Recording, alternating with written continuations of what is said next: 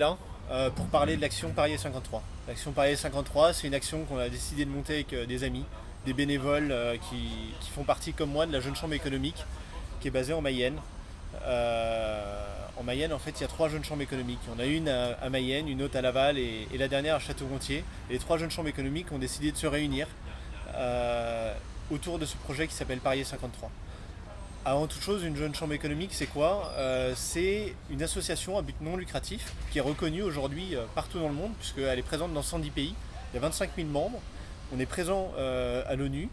On est reconnu par l'ensemble des autorités. Et le but des jeunes chambres, c'est d'améliorer sa cité et son environnement. Les actions phares des jeunes chambres ces dernières années, ça va être les rues piétonnes, ça va être les containers à bouteilles pour les bouteilles verres et plastiques. C'est le 18 pour les pompiers en France. C'est la journée de l'enfance. Voilà, notre but un petit peu, c'est de lancer des idées, des pistes de réflexion, mener une action pour montrer que les choses peuvent bouger et améliorer, et ensuite les transmettre. Parce qu'on n'a pas pour but de répéter les choses dans le temps. C'est vraiment toujours aller vers la transmission. Et c'est dans ce cadre qu'est né le projet Parier 53. Parier 53, c'est donner de la visibilité à la Mayenne, au département de la Mayenne qui en manque, et à ces entreprises qui ont peine à recruter des cadres.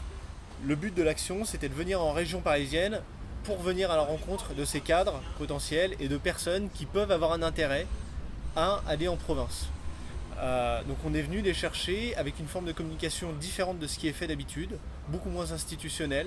Notre but aussi était localement de fédérer l'ensemble des acteurs sur le département, qui soient aussi bien institutionnels et entreprises. La Jeune Chambre est apolitique et c'est aussi ça aujourd'hui qui nous a permis de fédérer tout le monde. L'ensemble des idées des différents happenings qu'on organise à Paris, elles sont issues d'un brainstorming. C'est-à-dire qu'on s'est mis à une vingtaine autour de la table à réfléchir, à chacun projeter nos idées sans se poser de limites, de contraintes budgétaires ou autres. Vraiment, fallait y aller. Et le but, c'était de trouver des idées un petit peu décalées. L'ensemble des happenings qu'on organise, c'est le fruit d'un travail de groupe, de plusieurs. On a tous des parcours très différents et du coup des sensibilités différentes.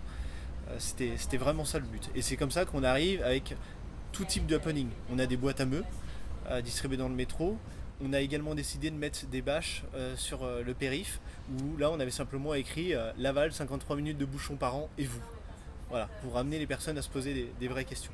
Et enfin on a fini par l'un des happenings un petit peu qui est le happening qui est devenu phare, qui est la course de sulky dans Paris.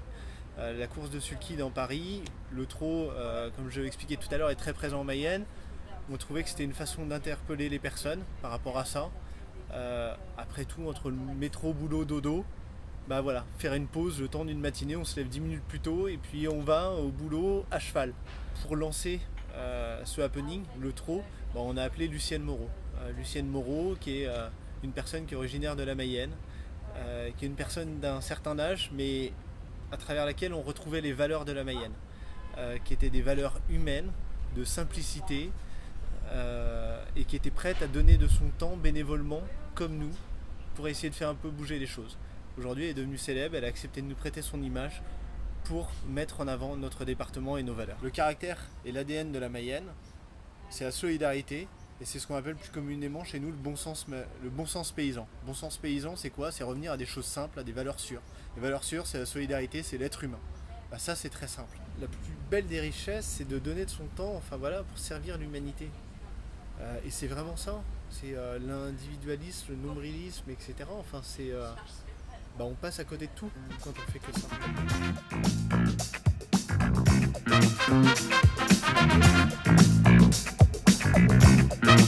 ça.